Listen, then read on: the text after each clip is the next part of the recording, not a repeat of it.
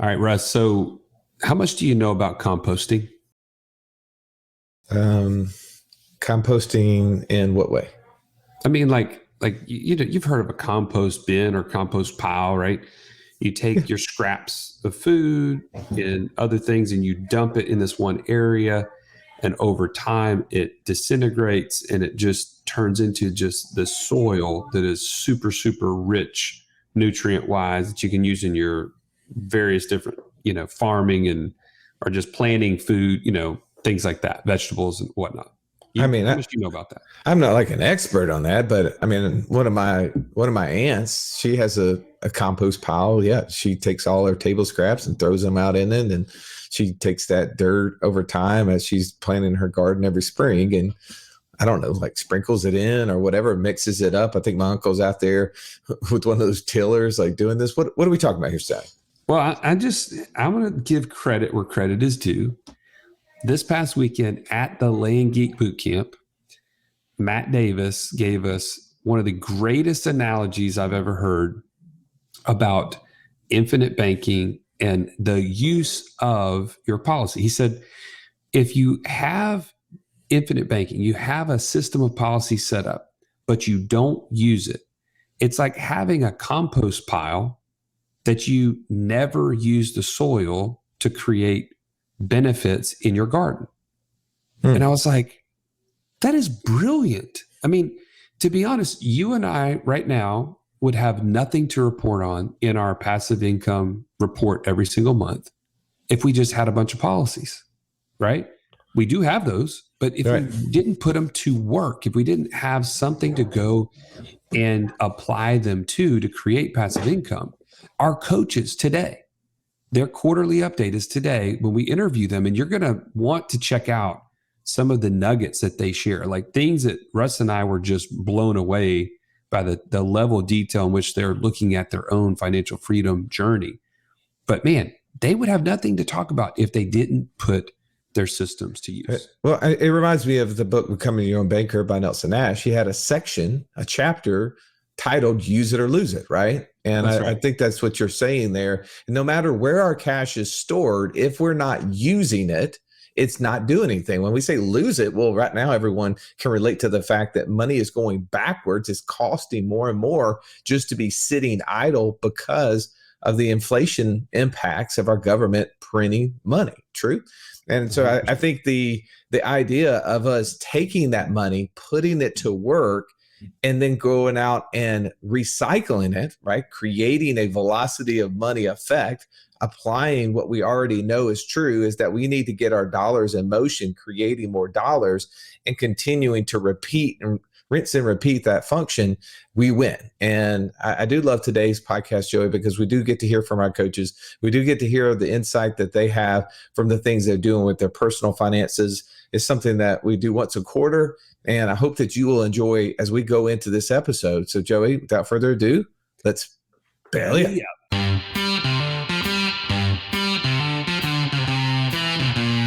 Welcome to the Wealth Without Wall Street podcast, your guide to understanding how to get out of the Wall Street rat race and start your own mailbox money lifestyle. Now, don't let these handsome Southern draws fool you. These financial minds are teaching our country to enhance savings, increase cash flow, and create passive income, all without the help of Wall Street. Are you ready to break through? Now here are your hosts, Russ Morgan and Joey Murray. Welcome into the Financial Freedom Roundtable, where each week we break down complex financial topics so that you can more easily understand them and, more importantly, take action on your path to becoming financially free. If this is your first time joining us, welcome. Grateful to have you in the room. I'm Russ Morgan. They call me the idea guy, mostly because lack of follow-through guy just didn't sound so cool. But enough about me for a moment. Let me introduce you to my co-host, my partner, the Italian Stallion. He's got the license plate cover to prove it, Mr. Joey Murray. Stallion, good afternoon. Man, good afternoon to you, Russ. This is an amazing place to be. San Antonio, Texas, with the Land Geek family. And, we're doing it live here from San Antonio. And I just want to make sure people know where we're at. To be honest, I actually said good afternoon out of habit, but technically we're recording this in the morning. So good morning.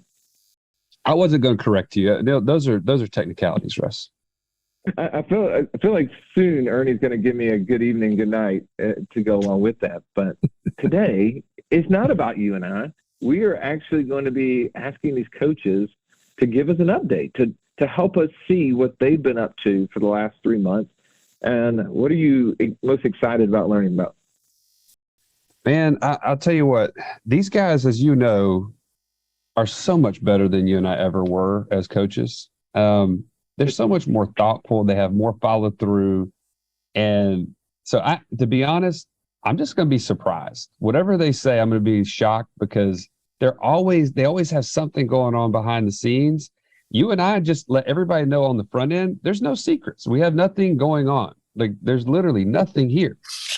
So yeah, they've got some nuggets in here. We're going to pull them out today. But a coach is great when they listen. And I think that's why they're so much better than you and I, Joey, because all we want to do is talk. What was that, Russ? What'd you say?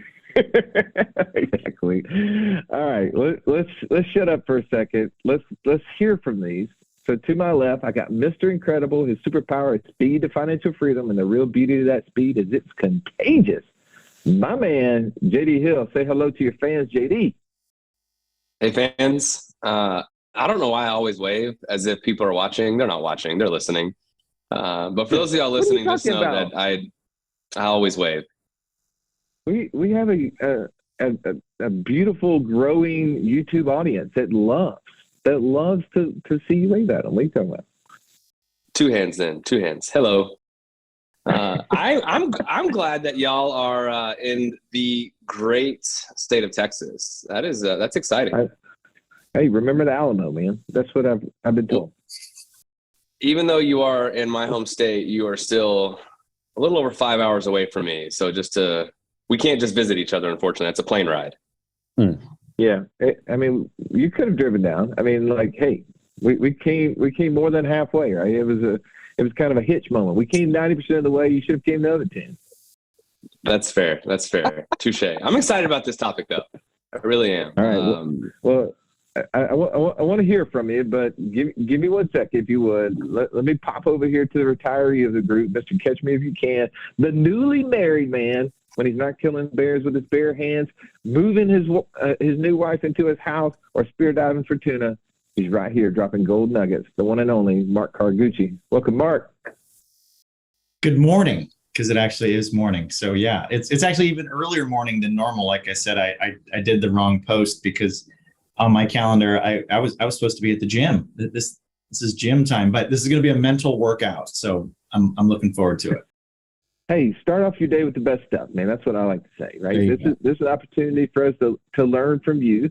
You've been up to a lot of things. I kind of dropped one on. We said it the last time on the podcast. You recently gotten married. There's some things that's going to come out of that. So I'm excited to hear from you. But let's bring the last one in the group, the true financial Sherlock Holmes of our day. No problem too difficult to solve. If I had only known him earlier, I'd been so much richer. Said everybody, Mr. Downtown Ernie Brown. Nice to see you, Ern. Nice to be seen. Any day that I get to see you guys, I am happy about that. Okay, hey, Joseph, we Yes. were talking about this yesterday, and just kind of started asking some questions of these guys to kind of help us hear some of the things that they've been up to. So I want you to lead into it. So I don't want to take all the questions and the thunder from you.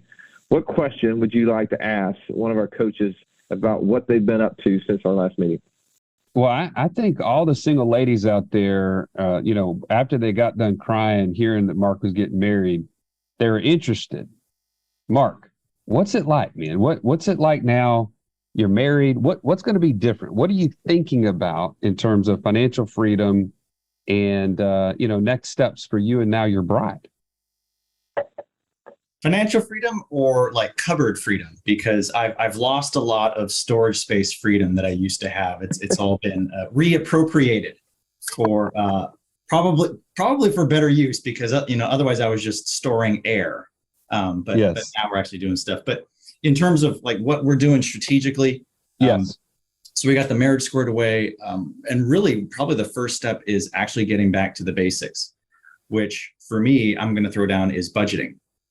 So obviously going back, taking a look at finances, because now that we're marrying two independent households into one, there's 2 Costco memberships.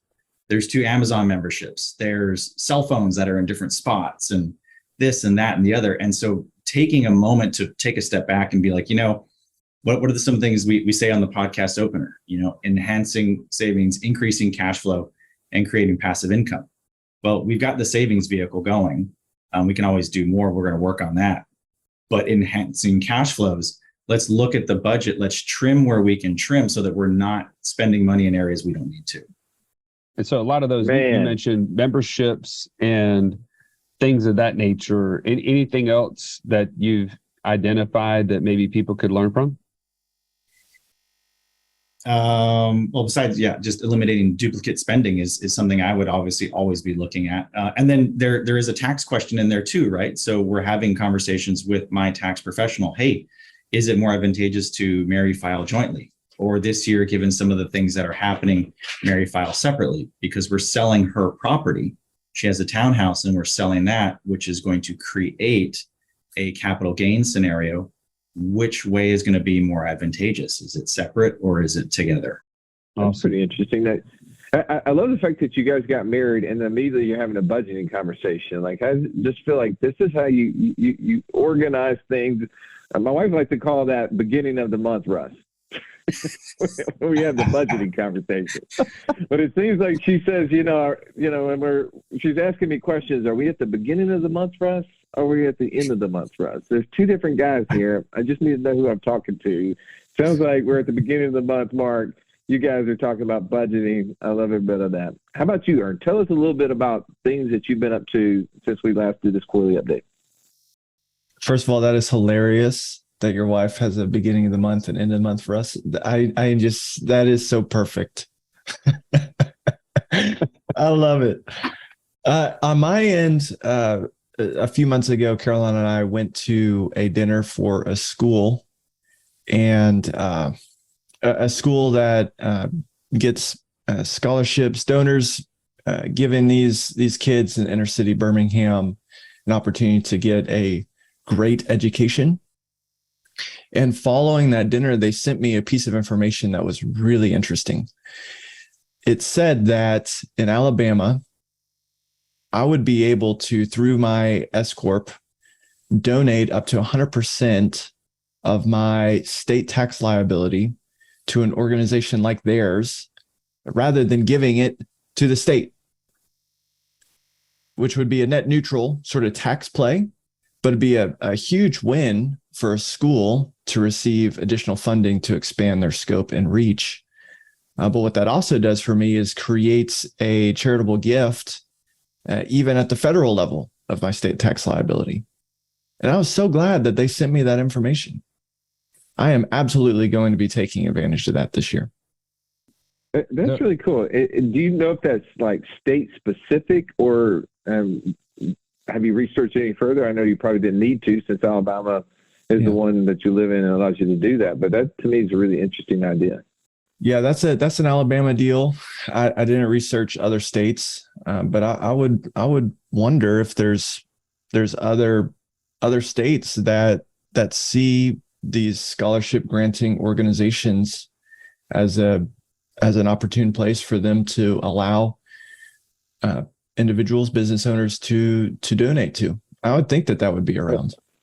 If someone wanted to go and research this, just so I know, if there's a context that they could search under, is there some sort of code that they could look at, or like anything that you specifically found it under within the state?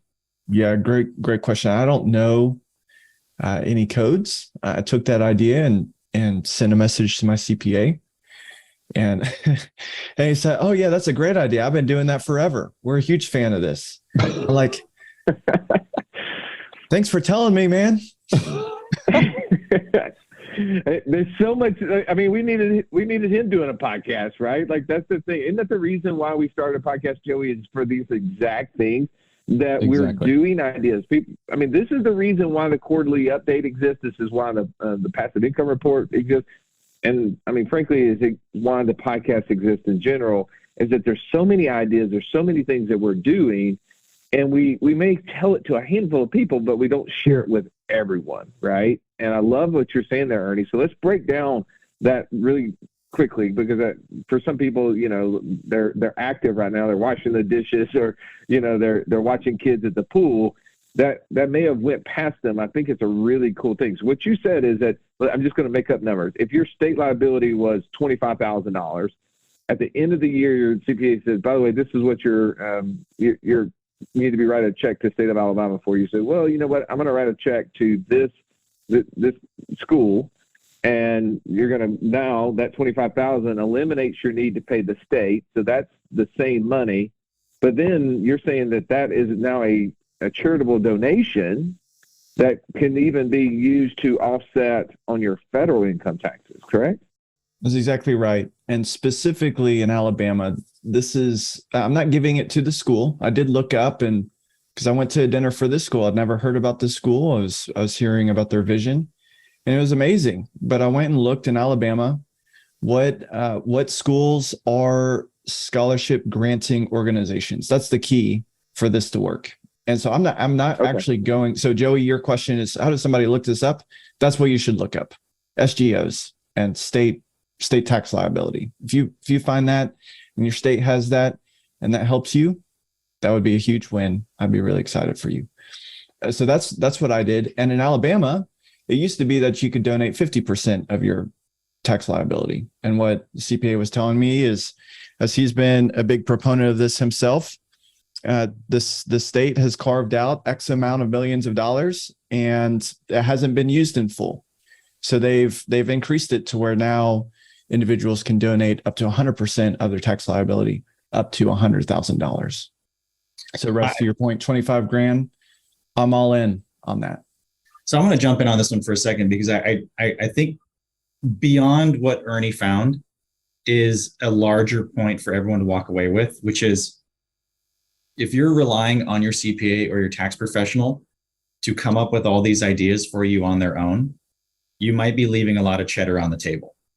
And Ernie went out and found this on his own, and then brought the idea to the CPA and said, hey, look, this is what I found. Is this legit? Oh yeah, we've been doing this forever. So a lot of times what I found is my CPA, my tax person, who I actually like, I mean, I think they do a good job, but they rarely answer unasked questions. And so it's normally me bringing up an idea. Hey, I'm thinking about this. Does that work? Hey, I want to write off my life insurance loans to myself that I then loan to my business, and write those off as a cost for my business, and walk it through with them. Oh, okay. Yeah, that makes sense. So you still need to do the legwork on your own to come up with some of these ideas, but then get it proofread by someone else. I'm gonna jump in there. I'm gonna challenge this. I know this is not gonna be shocking to you, right? But Joey, you and I were on a call just the other day, and we were talking about, I feel like, this very thing with the CPA, right? We were talking about what makes a good CPA, what makes a good advisor in general, whether it's a tax advisor, it's a financial coach, whatever that person is. What makes a good advisor? What do you remember? What they said specifically? I always have to paraphrase Russ, but I want to say it was more in line of, they need to be the ones like proactively bringing you deals or opportunities, but also they're running towards the tax code. No, not away okay. from it. I'm not saying that the person didn't say that, but what they said, that person should be the one asking all the questions. If you're the one having to ask them all the questions, they may not be the right advisor. He said, imagine if you went to the doctor and out of the 14 out of the 15 minutes the doctor's in the room, they were like, okay, Mark, just ask me all the questions you want to ask. I mean, you would run out of questions really quickly, right? I mean, because it's like, maybe you have a couple of things on your mind, but you don't know what sort of questions to ask the doctor. You're not supposed to, right? A good advisor should be the one asking all the questions. They should know the right questions to be asking you. And when they see us, one, I would say to you, Ern, I've never seen your tax return, but my guess, if I looked at your tax return, Like I used to look at Joey's. You're have a high percentage of charitable contributions, correct? Would that be a fair statement? Yes. Okay, I'd be like, well, man, Ernie's a very charitable guy. I also see him paying a large amount of money to the state every year. Hey, Ern, would you like to take this state tax and apply it in a charitable way? I mean, that should be two and two things that they should be putting that together. And so again, I'm challenging that. I feel like some of the times we want to take all the responsibility, and I'm not saying that we shouldn't take some, right? I mean, nobody's going to care for our money the way we do. Nobody's going to care if we get to write off taxes as much as we do. But also to say, man, if you are a tax advisor, you're listening to this, take action, man. Like, start helping people. Like, start asking them questions. Start looking for those things. Just the way that, Mark, I know that you look at that for the people that you're working with. You're trying to find the opportunity. You see them doing something else in their area of life, and you say, hey, would you like to take advantage of this too? From looking at this, it makes me think of maybe this is an opportunity. All right. So I know that that's kind of all off topic, but I just challenging those that are in an advisory position to allow some of the knowledge you have to go ask the people that you're talking with better questions so that they're not sitting there trying to bring all the ideas to you, because then they leave it with sort of like a frustration, like, why didn't you tell me some of this stuff? All right. JD, tell us a little bit about what you've been up to over the last 3 months. First, real quick before I do, I love when you ask us questions knowing that we have no idea what answer you're looking for. Like, you are the It is 100% gift, JD. The absolute best at asking a question and then leading us into just reaching into the dark. Like, I have no idea what I'm feeling around for. And then here comes Russ with the wonderful answer. So I'm just glad I wasn't on the receiving end of that, Joey. So anyways, man, we've been up to a lot the past couple of months. In fact, the last few days, we had just planning meetings going over just organizationally how to organize everything that we're doing. So we've added another short-term rental to our portfolio, which has been absolutely great. The weirdest thing happened. That one has been like 85% occupied, and the other one, it was bad. It was not doing very well in terms of occupancy this year from the year before. But once we added that one was booking like crazy, and then the other one started booking as well, which was great. So that's been really good. We also increased our pet fees, which has also been really positive. So we went from $20 a night to $25 a night. So that's been really good. And then our fix and flip business, the market has been really wild lately, right? I'm sure people across the country have started feeling that. And so we've had to take a step back and really start to strategize and game plan who our buyers are now, because a lot of buyers have exited the marketplace, or at least they've stopped buying altogether. So we've really had to get much more intentional on getting organized with a plan and what we're doing. And so that's what we've done the last few days. We hired a consulting company to come in and help us out with that, which has been extremely helpful. Because as you know, as a business owner and investor, we're always in the business or in what we're doing, that it's really helpful to be able to take a step back and work on what we're doing, right? So we can start to see areas of opportunities and things that we can grow in and those types of things. So for us, the last 2.5 or so months has been really focused on getting organized, so that as we continue to grow, we have systems and processes and those types of things in place. I just read this comment. It was so drawing, Joey. I wanted to share it.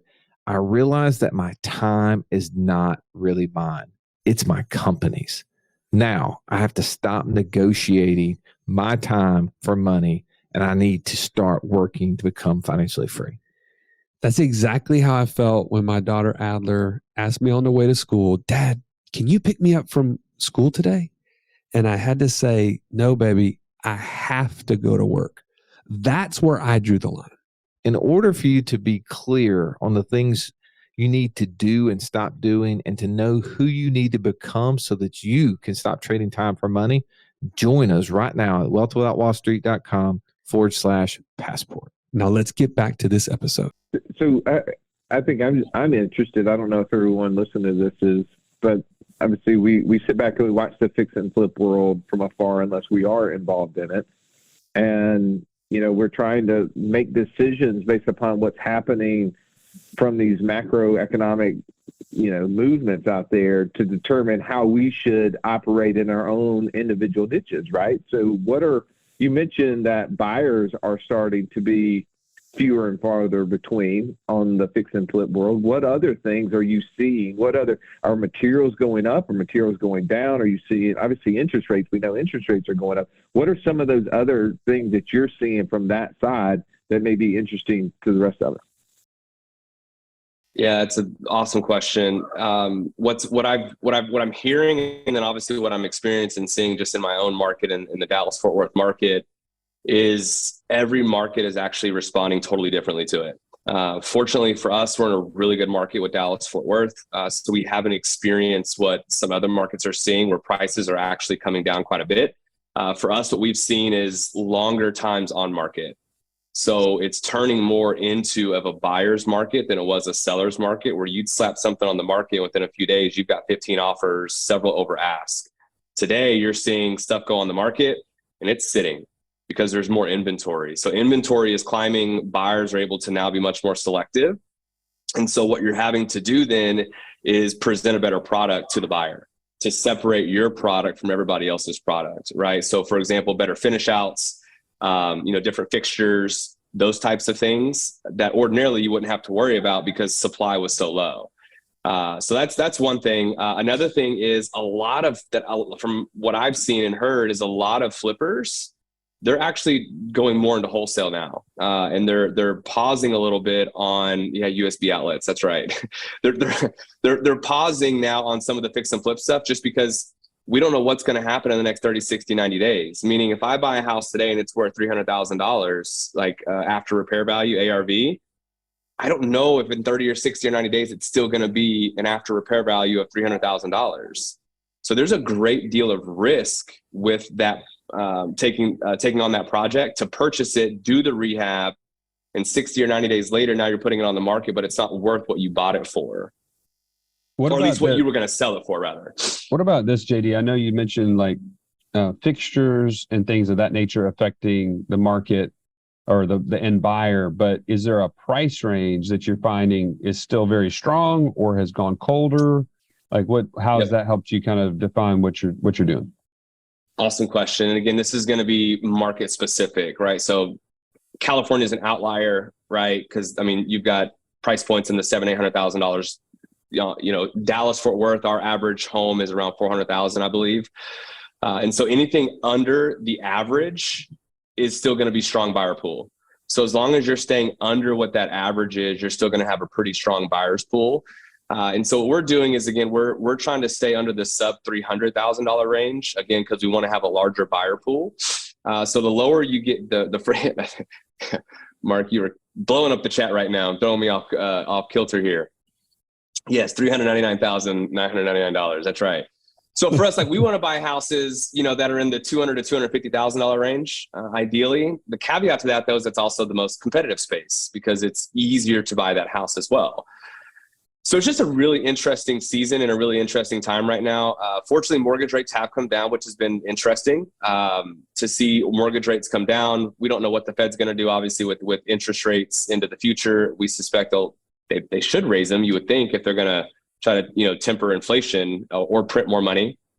I don't know which one actually works. Printing more money, I think, is a good thing. Not really. And so it's again, we're fortunate in being in Dallas Fort Worth in this particular market. We were expanding into other markets, into Houston and San Antonio and Austin. We've started to pull that back and stay closer into our backyard just because we know it a lot better. And we feel like we have a little more control over those particular things. So where before, you wouldn't put say, for example, you wouldn't put any hardware on a cabinet, right? Well, now in kitchen cabinets, you'll put hardware on it, right? It's just a small little finish out that most people wouldn't think about. But a woman walking into it, she's going to see this house versus the house next door priced at the same. And this one has, hardware on the cabinets.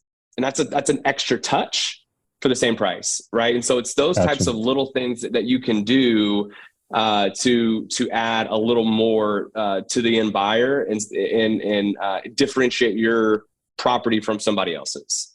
Gotcha. All right. So JD, we'll come back to you on some other things you're working on, but Mark, I want to come back to you as far as like just some of the places where you're looking to invest or maybe have invested and maybe shifting. I don't know. Give us an update on that. Yeah, we had liquidated Sharon's IRA and we put that into a real estate deal. So we were a bridge loan for someone, and that's worked out very well. We're in the process of collecting now, so closing that deal out, and so now the focus shifts. Okay, what are we going to try and move into next? There's a storage facility opportunity that I like. I like long-term storage, especially, and again, I'm not praying or hoping that we have an economic downturn, even though we're already in one. But I'm not hoping that people have hardship and whatnot. But what we've seen is when there are times of economic hardship, people that are renting a house or living in a house, they downsize to an apartment.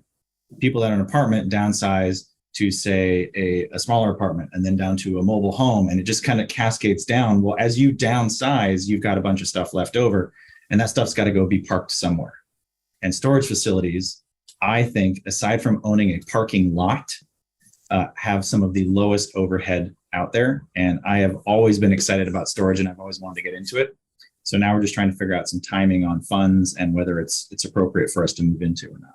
Well, no. So you like storage from the standpoint of it, of what you just mentioned, but is there anything like would tell you that this is going to be a good bet long term? Like, what are any other examples that you've seen? Historical data. When we look at storage facilities from the past moving forward, and what's really interesting is if in certain areas where if they're building brand new storage, when you build brand new storage, your overhead is reasonably high, so your margin is fairly low. But when you can acquire existing storage and make it better, so kind of like what JD, a fix and flip, where you're going in and you're doing a rehab, you're putting a new coat of paint on, you're updating the systems, you're kind of kicking out the languishing tenants, you're adding certain things in.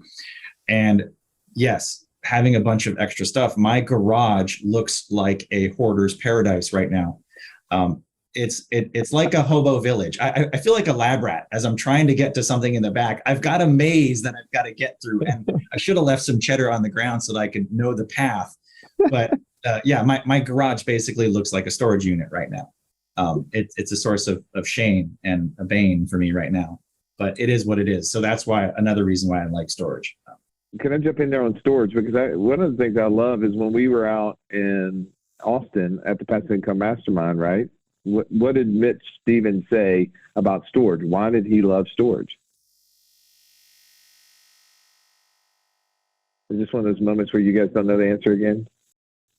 All right, I'll jump in there. Because he gets paid no matter what. He's first in line. It's forever cash. Well, yeah, he's first in line, right? Like somebody wants their stuff out of it, they got to come and get it out of the thing, right? It's not like a car or a house. You got to go chase them down. No, they got to come to your place and get it. So they got to pay you to get it out. If they've stored something in there that was important, somebody else has to pay you to get it out of there. And the last thing is you can sell it, right? I feel like I'm throwing the football to myself and running down the hallway. I got a great story on that. I'll save it for another day. But I mean, thank you. Thank you guys for letting me answer my own question. It was great. You're welcome, Russ. Thank you, Stallion. So yeah, thank you for interrupting me in my conversation with Mark. Mark, I have one quick question. You brought up the bridge loan idea and lending. I know you've done lending in the past.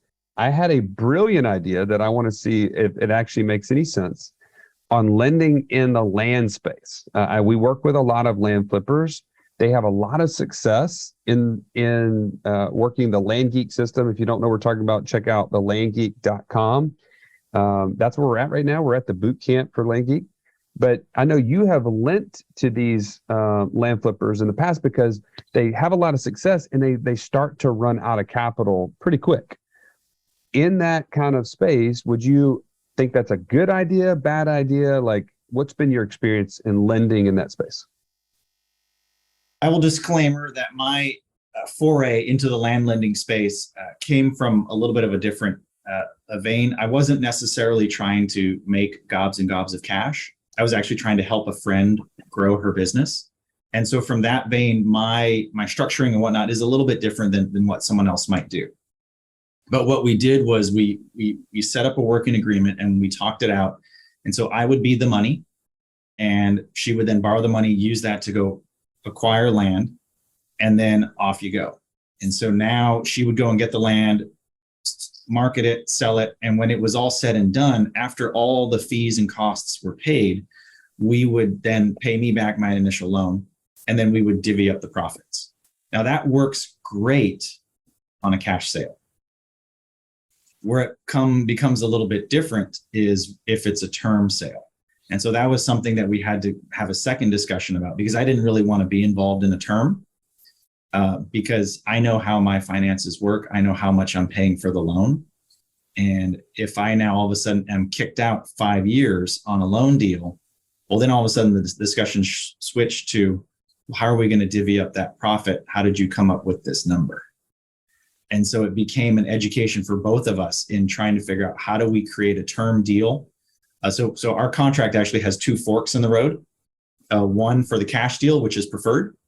And then the other one is, well, if it happens to be a term deal, we created kind of an either or, where I can either be paid out from another deal, what I would have gotten if it was cash, or we restructured to allow it to run as a term deal. And then basically I would get all my money first. I would be paid first until I was made whole. And then we would divvy profits from that point forward. Gotcha. So in that regard, let's just say somebody had the idea of like his daughter starting a lending business in the land space.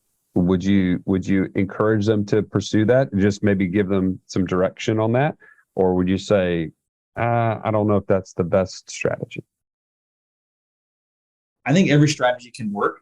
You just got to figure out, how is it going to be beneficial to everybody? So it depends. That's really what it comes down to. It depends. It depends. Obviously, it always depends. And it depends. How did I know you were going to say that? Yeah, it depends on the depending of how you depend when you depend on it. Mr. Catch Me If You Can, and Mr. Depends. That's right. All right. So Ernie, I'm going to bring it back to you. Tell us one other thing or something else you're working on that is going to get you closer to financial freedom this quarter.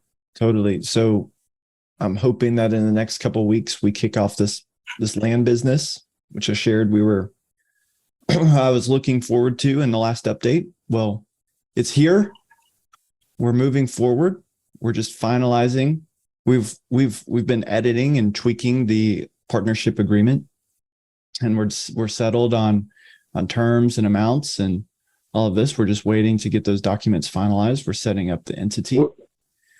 What does that mean, Ernie? When you say setting up a land business, land partnership, can you put a little more clothes on it, as Joey likes to say? Sure. So what probably how most people would go about their land business is they'd create their own business. But I'm interested in partnering with somebody who already has a land business and creating a business to the side to help me get involved in land flipping and to help them expand what they're already doing. And so to do that, we've just got to figure out what makes sense for the both of us, both partners, and how do we make the profit work for both of us. And so that's what we've been working out. And now it's go time. Does that answer your question, Russ?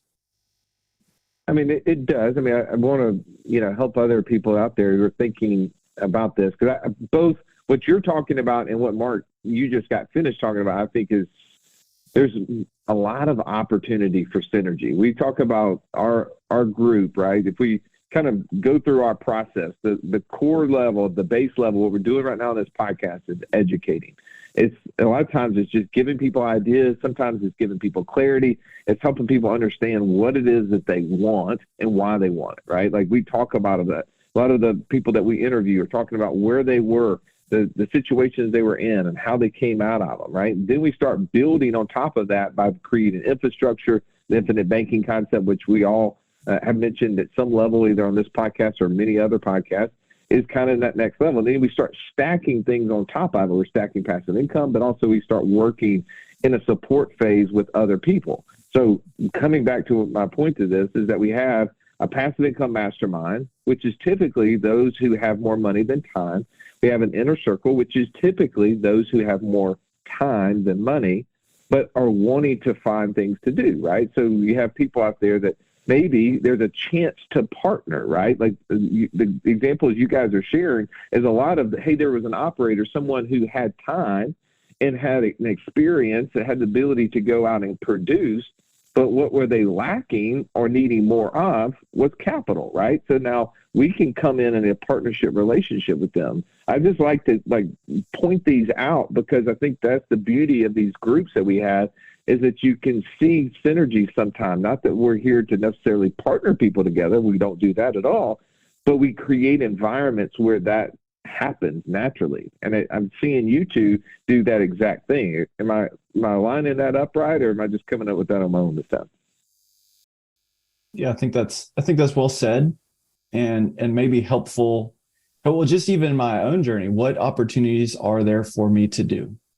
Things that either take all my money or things that take all my time.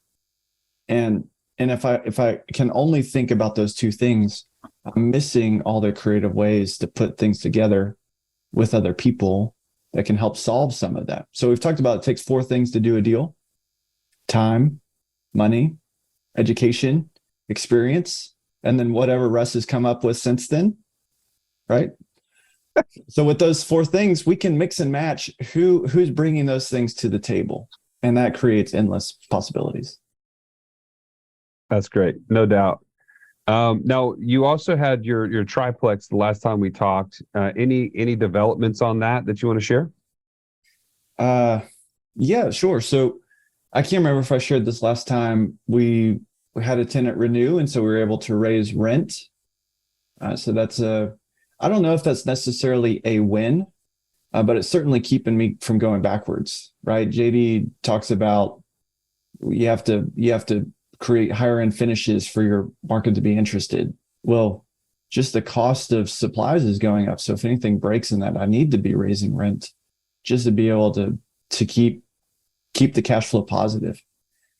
The other thing with that property is, and this was part of the conversation with the CPA, is I kind of bundled a few things that I was working with, is as I start this land business and that's generating additional passive income, which is going to create a tax liability, should I go ahead and do a cost segregation study on that triplex to be able to gain the bonus depreciation to help with the tax liability, to help me keep more of the operating income on that property so that I can use that to invest in future deals. So pay less tax today to grow future deals sooner, to create more income streams.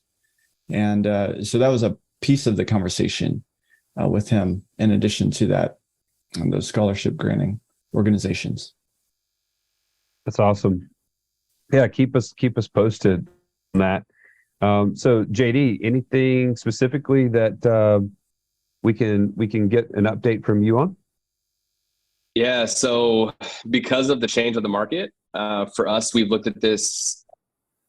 This is one of the things I actually love about real estate, because there's so many different things that you can do in real estate. You can do land flipping, you can do short-term rentals, you can do short-term rental arbitrage, you can do multifamily, you can do commercial, right? I mean, there's no shortage of opportunity in the marketplace with real estate. And so it challenges you, it forces you to grow and learn. And one of the things that I have personally just been vehemently against is long-term rentals. And the reason is because I don't want to deal with it, right? Like I don't want to deal with tenants and all that kind of stuff.